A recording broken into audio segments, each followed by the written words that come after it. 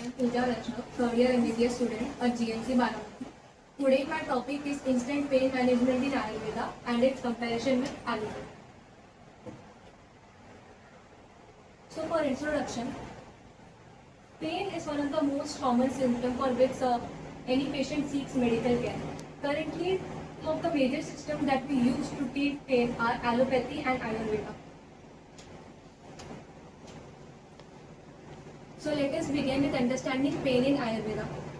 In Ayurveda, pain is referred to as Shu, which is, as per Ayurvedic principle, caused due to either imbalance in doshas or due to accumulation of toxins.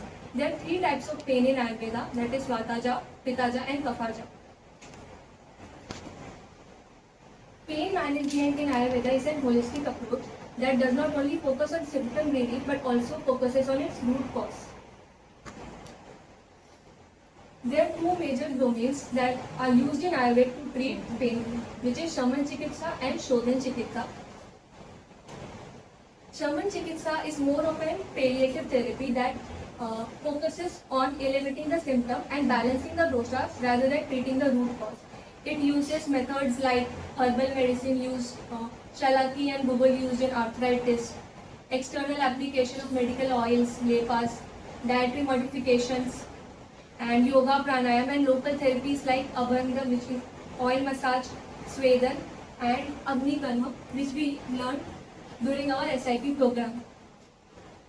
So, I would like to talk about Vidhagni that I learned during my SIP program. Vidhagni is a procedure.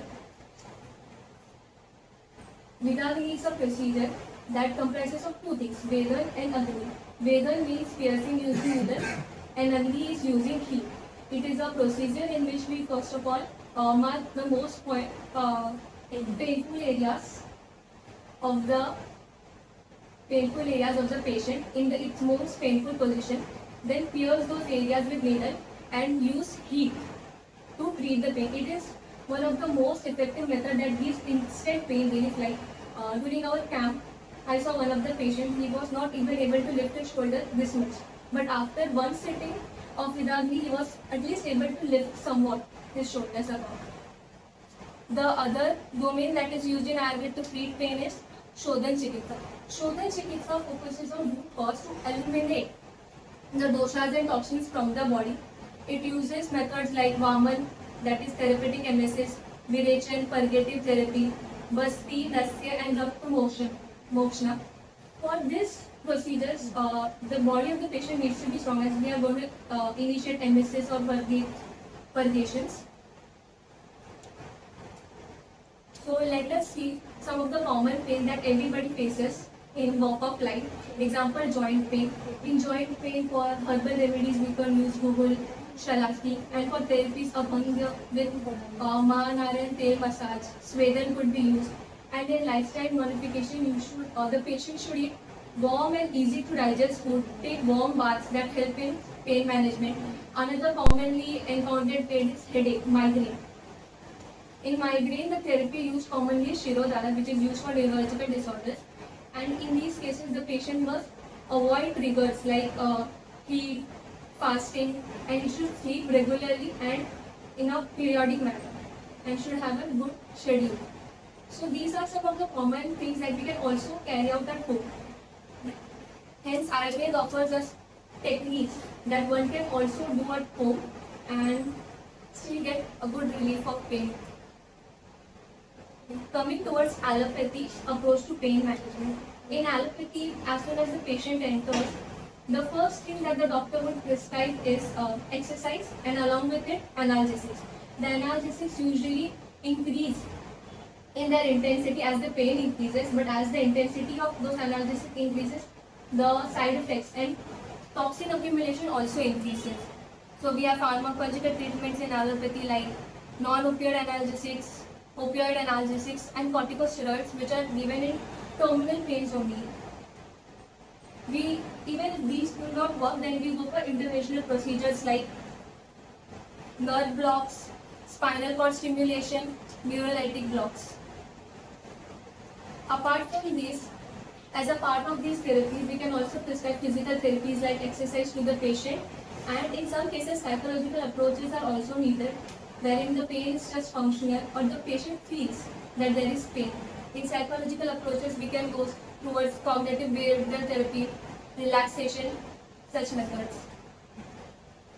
So comparing Ayurveda versus allopathy, as we all know, today these are the two main domains that people turn towards when they have pain. Philosophy-wise, Ayurveda is something that holistically manages pain, like treating its root cause rather than just elevating the symptoms, while allopathy is more of symptom-based while treating pain. In diagnosis, all the medicines in Ayurveda are based on the person, while in allopathy, every person will have almost the same medicine. For example, if any person has fever, the doctor will prescribe paracetamol to everyone. Even the doctor does not prescribe, our first thought is to take paracetamol. Jabki in Ayurveda, we go for different medicines for different people based upon their dosha imbalance and other things. And in this, we have different treatment methodologies, as I already mentioned. So, what is the speed of relief of pain? As in Ayurveda, it is personalized. Also, the treatment takes time. For example, even if we do for Vidagni, at least 3 to 4 sittings are required to eliminate the pain completely, but the side effects are very less in case of Ayurveda. But in allopathy, although the pain is relieved immediately, but it is usually recurring because the approach is symptom based rather than root cause based. Also, the side effects of accumulation of those medicines is a lot more in allopathy.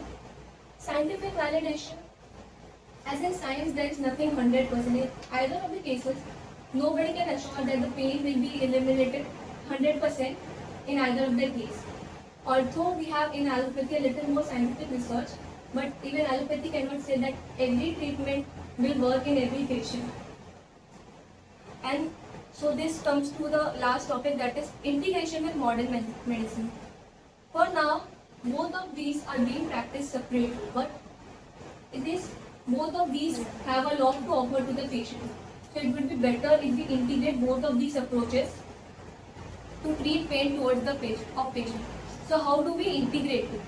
So as far as allopathy is concerned, it could be used in emergency pain management, and Ayurveda could be used in long-term healing for the patient and to prevent the recurrence of the pain. What are the benefits if we use both allopathy and Ayurveda to treat pain of the patient? So it results in enhanced disease management, reduced side effects, as we will be using a lot less allopathic medicines if we are going to complement it with Ayurveda. Personalized treatment plans, as Ayurveda offers. Cost-effective treatments. In some cases, surgeries would be postponed and even cancelled if the pain is eliminated completely. Complementary therapies like yoga and meditation. Improve patient compliance, mind-body integration, as one knows that as much as body is important, patient's mind is also important, that makes him feel well. Holistic patient care and prevention and wellness. So let's take a case study example. For example, we have a patient of ankylosing spondylitis, or for that matter any case like arthritis, anything. So what could we do as an integrative approach? Patient will come with symptoms of joint pain, stiffness, fatigue, etc. He might be on current medications like NSAIDs, etc. So first of all, we can use one of the methods either to diagnose the patient, confirm it is a patient of ankylosing spondylitis. Then,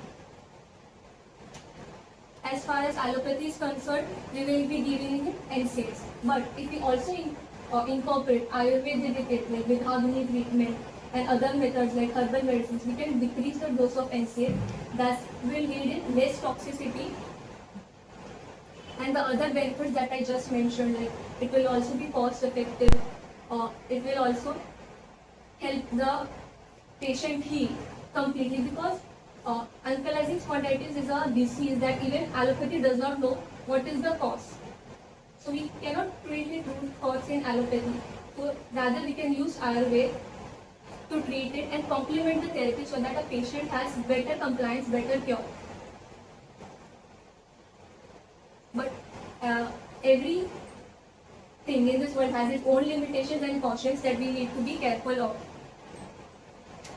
Like for Ayurveda, it needs customization and it's slower and it cannot be used in acute and severe pain. Also, we have techniques like Vithagni that help in severe pain also. And in allopathy, there are risk of masking underlying issues, drug toxicity, and also addiction. When we use opioids, there is high chance the patient might get addicted. If the patient is already addicted, we cannot use opioids to relieve pain. So before conclusion, I would like to mention my references that I use. I use Charak Samhita, whose guideline of pain management, and a journal of Ayurveda and integrative medicine. In conclusion, I would like to say that Ayurveda is something that offers holistic pain management and is very natural. But allopathy is fast and is more of backed by evidences. So it would very much would if we use both of these practices to treat the patient and give him a personalized therapy so that there are less of side effects. The patient is more happy and satisfied with healthcare because at the end as doctors, it's patient's happiness and patient's wellness that matters to us rather than just giving and prescribing medicine. So with this, I would like to end my presentation. Thank you.